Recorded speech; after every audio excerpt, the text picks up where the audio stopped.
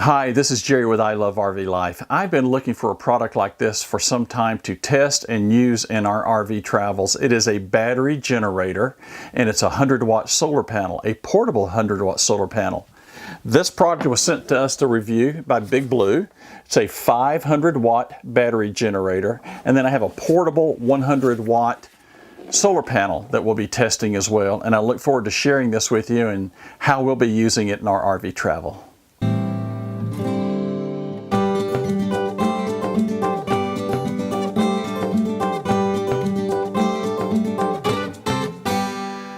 Well, hi, it's Jerry. Joan and I do not boondock often, but we have trips that come up from time to time where we may be going 600 miles, 700 miles, 1,000 miles, and we may not be able to find a campground nearby, and we have to do the Walmart thing, something like that, some form of boondocking.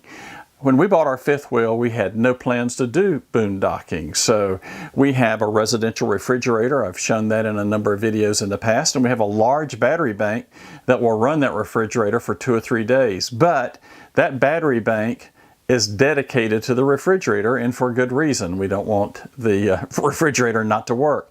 But there's other devices that if we pull over for the evening, we would like to be able to take advantage of some power. So we've been looking for a battery generator for some time, something small, something lightweight that we could carry along the road with us and do some basic things. Charge up our phones, charge up our laptops, run a Wi-Fi router if necessary, and maybe run a TV for several hours. We don't want 1,000 watts, we don't want 3,000 watts, we don't want something bulky, we want something rather small. BigBlue contacted us and said, I've got a 500-watt generator, battery generator we'd like for you to try, and we'll give you a 100-watt power panel to be able to run it as well. So we have some applications with that as well. Let me show you this device. So this is the device. It is referred to as the Cellpowa500. That stands for 500 watt of continuous power on the AC. And it has a 1,000-watt peak, and we'll be testing that here in just a few minutes. It has this convenient pop-up, pop-down handle, which is very easy for storage. It's very lightweight. It only weighs 17, 18 pounds. It doesn't weigh much at all. It has lithium-ion batteries that are installed inside of it. One of the things I like about it, it has 2 AC outlets that you can turn off or on by pushing this button. They're rated at 120 volt, 500 watts. Again, that's 500 watts continuous with a 1,000-watt capability. Then you have an accessory port for your 12 volt. I call it the cigarette lighter style input. And it runs at 12 volts, 10 amps that you have there. And then you have 2 quick chargers, quick connect chargers. These are USB 3.0 that you can plug in here. This is going to be perfect for things like our phones, our tablets. That'll be perfect. And I think this will be a great application for us to be able to use. Also, if you'll notice behind the battery generator, we have a flexible solar panel. This solar panel is rated at 100 watts, 4 amps. It's very, very lightweight. It's roughly maybe a pound or 2, hardly anything to it. Comes with the accompanying cables. You can fold those out. We'll show you the application of those as well as we go forward. But I think this is a nice little feature, depending on the application and how you're going to use it, to be able to charge this up if you're in a remote location. In addition to the solar panel, there's 2 other forms of charging, and they provide you with adapters for those as well. One is this, I call it the 12 volt accessory or cigarette lighter adapter that you can use. You plug this into your cigarette lighter, it plugs directly into the unit, and as you drive down the road you can charge the unit back up. They also send you a 24 volt output 4 amp charger that you can plug into the wall. So let's say that you're at home or you're at a campground and you're planning on going down the road, you can charge the unit up inside. And it only takes about 4 to 6 hours to be able to charge with these devices. Doesn't take very, very long at all. And then you're at 100% capacity. So let me show you a few more features about this device that we like about it. So let me show you some features aside from the inputs that we have here. Let's go ahead and power it up. It's got a very nice, well-lit display. You hold the button, power button. It's a red power button. You hold it down for 3 seconds.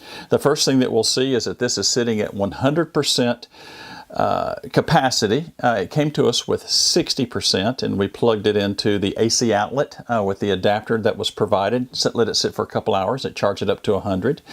Then we have three numbers that are here. One is your input wattage, and we have nothing plugged into it right now to charge it.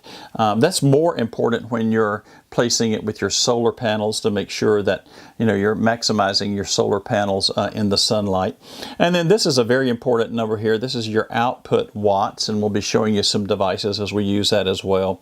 And then currently it's showing 99 hours until empty, and basically it's going to be very, very high number because we don't have anything plugged into it. So let's plug some devices into it. Now I will mention this as well. It does have a fan that's built inside this, that as it starts warming up and getting to a specific degree, the fan may come on. And I wanted to stress this as well. Not only is this a battery supply, but it does have a 500 watt AC inverter, 120 volt inverter built into it. It also has an MPPT controller for your solar panel, for these 24 volt solar panels that will be plugging into it. So it's a completely self-contained unit. Kind of impressed about that. So let's plug a few things into it and see how it works. Before I start plugging things in, let me share with you this graphic that was provided to us by BigBlue. And as you see this graphic, it's not as much the device as the amount of wattage that's being used. You'll see up at the top they're showing two 10-watt devices, a Wi-Fi router at 10 watts, a light at 10 watts. And I know there's a lot of variability. That would be something like an LED light. And it really depends on the router. You get roughly about 44 hours of usage. So think about that, running almost 2 days, continuous, never turning off. Something like charging up the batteries on your camera, 18 watts, would be about 20 hours. A CPAP machine, I think this is probably one of the devices that if you're pulling over for the evening and you need a CPAP machine, you can get 10 to 20 hours. You can get through the night using a CPAP machine. Again, this is being based on a 40 watt CPAP, and also depending on the settings of that CPAP machine as well. Something like a laptop, a MacBook Air here at 50 watts. I've got a Dell computer that I'll be using, a laptop. It has a 65 watt charger, but usually what I see that operating at is around the 25 to 30 watts, usually, depending on how I'm using it. And they're showing it 8 to 9 times, or if I was just using it continuously, I think it'd be very similar to that CPAP machine, somewhere about 10 to 20 hours of continuous use. That would be using, having dead batteries on it. Then something like a 90 watt device, the drone, 4 to 5 hours. A refrigerator, well, let's just be honest, that's 150 watts. It really depends on the time of the year, how hot it is, how often the compressor is running, how cold you have it set. They're saying roughly about 3 to 6 hours. And it really depends on the use. And then a television, this is a 110 watt television, and a lot of your LED TVs, depending on the size, could be 4 to 5 hours of continuous use. It could be more, it could be less. It really depends on the type of TV. We're going to hook ours up and we're going to see what that looks like as well and see how many watts it requires, because that's one of the applications that we have using. Okay, let's hook a laptop up to it and see how that works. Let's start with a laptop. I have my laptop here. This is just a little Dell Latitude laptop. The charger here is rated at 65 watts according to this. Now this has to be turned on. This AC inverter has to be turned on, and you just do a one quick press tap here. And we're going to go ahead and plug this in. And I will go ahead and turn on my laptop.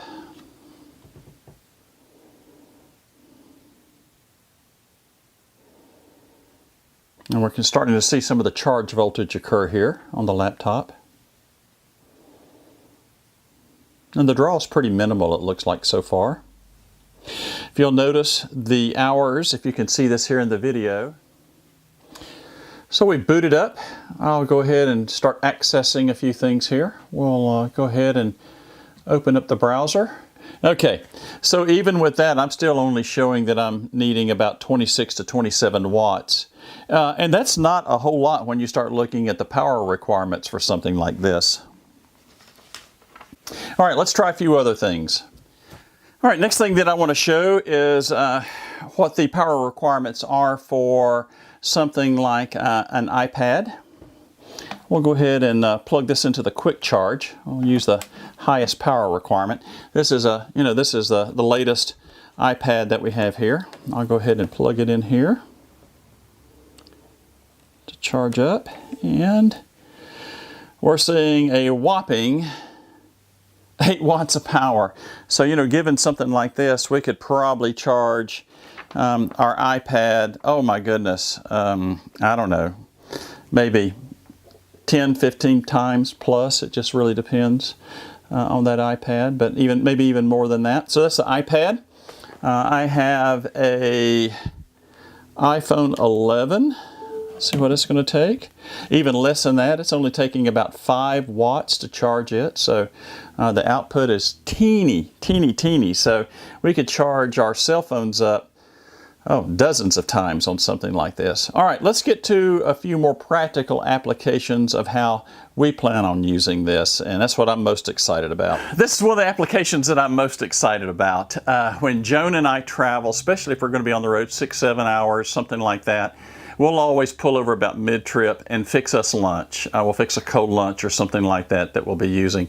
Again, this is 500 watts. We're not going to be running a microwave or anything like that using this device. Maybe a little teeny one if it was under 500 watts, but that's not what we have. But one of the big issues is many times we'll come inside the fifth wheel here, and we're pulled over at a rest stop, and it is quite warm in here, and we'll throw the windows open, but we have no air. And we use this, this is just one of those inexpensive Lasco oscillating fans. You can buy them, you know, just about anywhere. And we use it all the time when we're parked, but we'd like to be able to use it when we pull over just so we can have some air. So let's see how this is going to operate. 3 seconds on the power switch. I'm going to turn the inverter on, one quick tap. I'm going to plug this in. And I'm going to set it on the low setting first and just see how this is going to behave. I'm going to stop it from oscillating so it doesn't hit the mic. And at the low wattage, it's running about 38 watts. And I did put this on a kilowatt meter to see how true this was earlier. And it was running about 38 to 40 watts. So this is pretty true.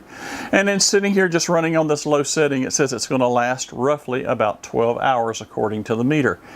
Now, if I turn this up on high, you'll probably hear the fan in the background. Here we are at the highest setting. It's running at about 49 watts of demand. So with this, you can see just barely under 10 hours of capacity that they're showing running on something like this. And we're only going to be pulled over for 30 minutes, 45 minutes at the most, you know, enjoying lunch and just taking a bit of a leg stretch when we use something like this. I'll set it on the low setting. And then even on the low setting, it's about 36 watts. So, you know, there's hardly any difference between high and low of being able to run this basic, you know, oscillating fan just to give us some air movement when we pull over. I think this is going to be ideal for that. One of the things that we want to be able to do is watch TV for a couple hours once we pull over for the evening. So this is going to give us the capability of being able to do that. We'll pull over for the night, we'll have our supper, can sit down and watch TV for just a little while, sitting here at wherever we're boondocking at, you know, for a couple hours that night before we go to bed. Let's see how this is going to work with a TV. Let's get it set up. All right, so we have the TV working right now. It's pulling about 60 watts, but in addition to the 60 watts of the TV, we also have the MPPT 4500 working. So both of these are pulling, you know, roughly about 60 watts in power. So with this, it's showing that we can get about 8 hours of capacity of being able to watch our TV and do some internet surfing and do those types of things. So again, this is a Legend TV. This is a very cheap TV. It came with the unit. It hasn't broke yet, so I haven't replaced it, but it's just a basic, very basic you know, LED TV. So we could probably buy a newer unit that would be a little bit more efficient. But you'll see here, you know, the TV is going. We got the cooking show on. They're doing their thing. And everything is working out great. So again, very, very low power consumption from the TV. And we're only pulling about 58, it's bouncing around 58 to 60 watts, and that really depends on what's coming out of the TV. Again, an excellent application for us to be able to use something like this. So let's put a little stress on this. No, I'm not going to hook up hair dryers and all those types of things to it. I just really don't think that's the application for how Joan and I plan on using it. What I plan on doing is I'm going to leave the TV running on for something like this. I am going to hook the fan up to it, and I'm going to hook my laptop up to it at the same time, and I'm going to let all those run for several hours. I think that's a practical application of how Joan and I would be using this, charging our iPads from, running up and down the road from the day, using it for maps, and Joan using it for travel information. We've pulled over in the evening. We're going to have the fan running while we're enjoying dinner, watching a little bit of news and maybe some, regular TV off the antenna. We could also use our Roku device if we wanted to be able to use something like that. The power demands on that's pretty minimal. So I'm just going to hook this up, let it run for several hours. We'll come back in a little while and just see how it's doing and see how practical it is. So right now it's we'll start this as hour number 1, and we're going to see where we're going to go with this. Let's hook everything up and let it run for a while. Now in practicality, I'm not going to probably leave the wiring and everything running like this, but I'm doing this just so you can have a good display of seeing how everything is hooked up. So I've got the fan going. We'll turn it on. This just went to 97 watts. Let's go ahead and hook the iPad into it, the tablet. And I'll do something with cable management a little bit later on as time goes on. We'll see how that works. All right, there we go. We've got that hooked up. We're running at 103 watts. So it said it's going to run about 4 or 5 hours. Let's see how this thing's going to behave. We'll come back in just a little while and see how it's going to run. I think this is going to work great. All right, let's see where we're at. We have been running roughly 2.5 hours since I left you. We still have the fan running. You can see we still have the TV going here. And I imagine my iPad, after 2.5 hours, has charged to 100%, so I'm going to go ahead and unplug that. Oh wow, look, wait till you see what the display shows. So let's look here at the display. So we're down to about 66 capacity here, 66%. And it's saying that we have roughly about 3.6 hours, 3.7 hours left. And we're only pulling 92 watts. So 92 watts out of this little 500 watt BigBlue Cellpowa. So I'm pretty pleased with the performance so far. I'm going to go ahead and let it continue on for about another 2.5, 3 hours. We'll just see where we're at. 3.5 hours is what it's showing. So let's let it run about another 2.5 or 3 and just see what it does. Get it down to that. We're still running at about 94 watts. Again, that's with this fan running. That's with the TV. Here you go. That's still with the TV running and the MoFi 4500. So if you think about how we're using this in the application, Joan and I pulled over at the side of the road, Walmart, someplace, and we're boondocking for the night. We've had dinner, we're watching some TV, letting the fan run. I'm working on the laptop. Joan's got her iPad. It's just normal life. And we are using this for our power to be able to run what I'll call the essentials. I've had the BigBlue Cellpowa500 going for well over 5 hours now. So again, putting a bit of a stress on it. And interestingly enough, after this 5+ almost 6 hours of runtime, again, we're still drawing about 92, 93 watts. We're down to 28% capacity. I've got, according to this, 1.6 hours still remaining.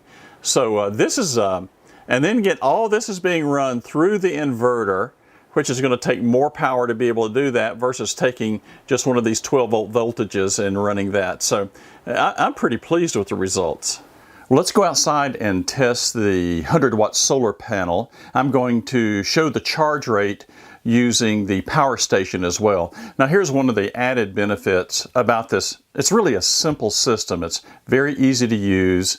It's not complicated. There's only one charge port and it uses this type of a 2.5 millimeter jack that you see that's very, very common in a lot of electronics. So it doesn't matter whether you're using the solar panel or if you're using the 12-volt charger from your accessory cigarette lighter adapter in your vehicle, or if you're using the charge brick that's provided with this as well. All of them use the exact same port, so there's no place to really make a mistake as you're charging this unit. Very, very simple to use. So let's go outside and see how this solar panel that I have behind me, this portable solar panel, see how it works. Setting up the BigBlue Cellpowa500 solar panel that goes with the power generator couldn't be simpler.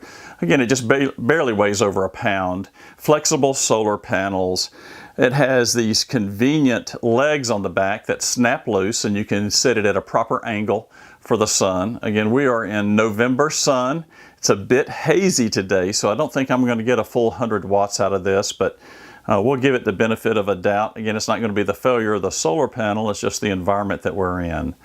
And just leaning it backwards here, and then we have this common 2.5 adapter that is common for all the devices that are used to charge the generator, whether it is the power brick that's provided or if it's the accessory that's provided. Again, the solar panel takes the exact same input. Couldn't be simpler. The only thing that I do wish is that the power cable from the solar panel was maybe twice as long.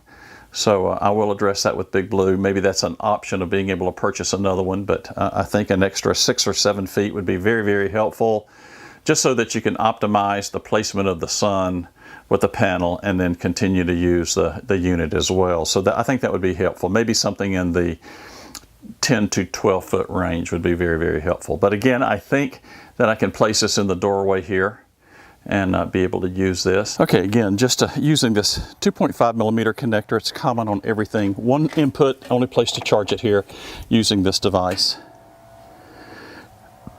Unfortunately, I'm not going to get bright sunlight today. It's hazy. It's not a kick on this panel.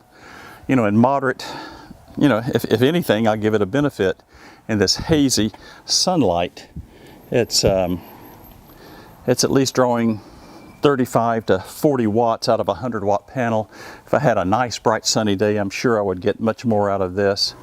I moved the panel to another location. You can actually see they're much, much brighter now.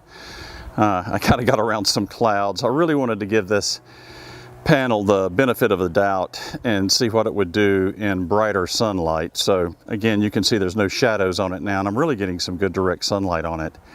Let's see how it's performing now.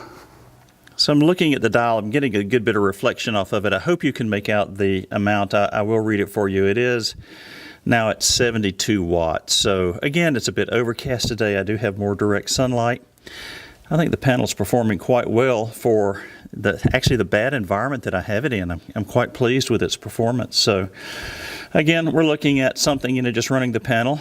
If you can make it out on the dial, 5.8 hours, and you know, at 70 watts, that's about right. So another alternative, 3 ways to be able to charge the panel. I hope you found this video helpful. The Cellpowa500 has an application that can be used for RV life travel, van travel, traveling in your camper or your pop-up. It's absolutely got applications that work very, very well in that environment. Are you going to run, or can you run an entire RV off of this device? No, it was not designed for that. This is a supplemental power device. What is it perfect for?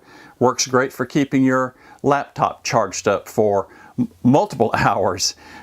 It's great for charging up multiple cell phones, multiple tablets over longer periods of times. Here again, I'll put this chart up. This kind of gives a worst case of the types of devices that you can charge and how long you can have availability using those. And I think this is a perfect application for something like that. I wanted to show a practical application of how Joan and I would use pulling over at the rest stop and running our fan for a period of time.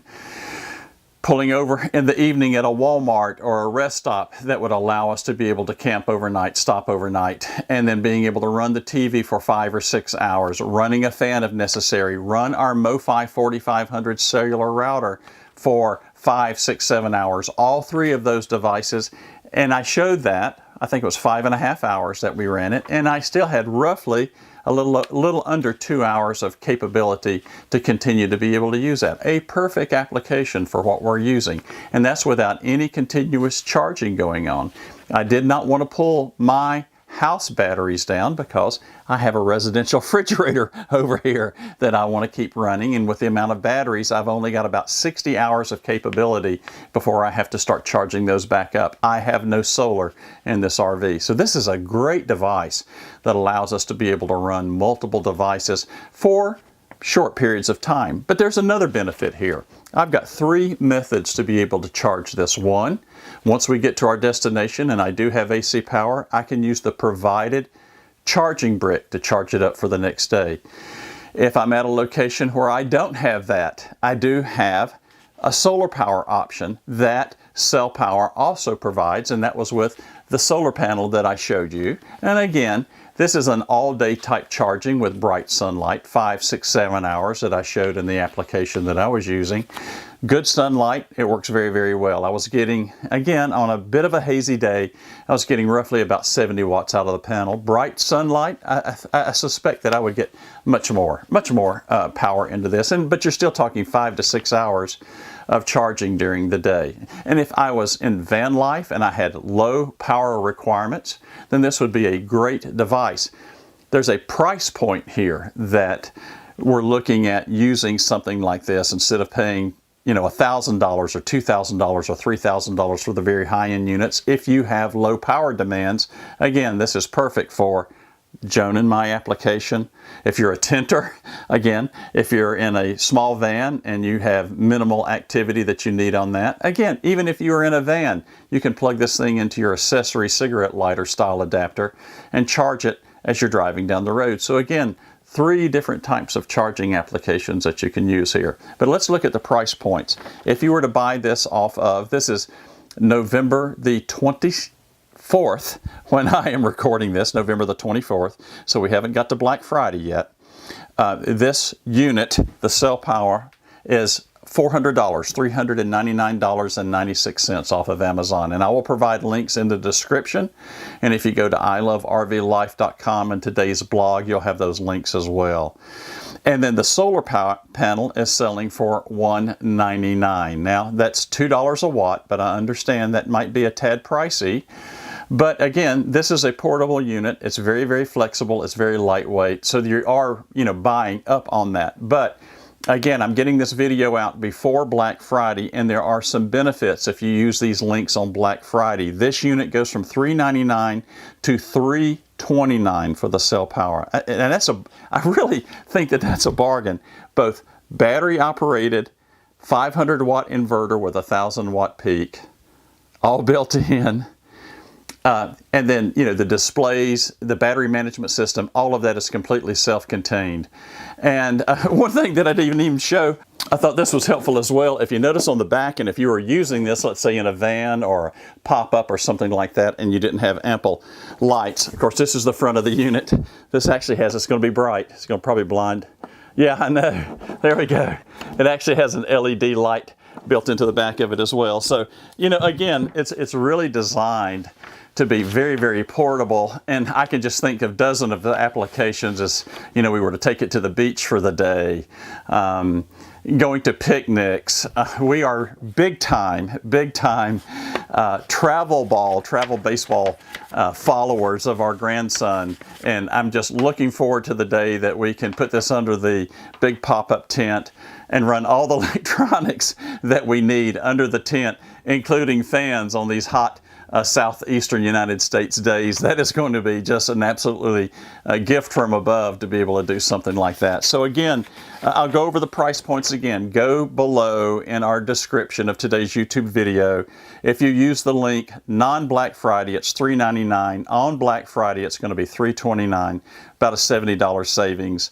And then on the solar panel, if you choose to go that route, it goes from $199 to $159. So that's a $40 savings. So, it's not bad. If you were to buy all the units together, save you $110. A great Christmas gift for someone.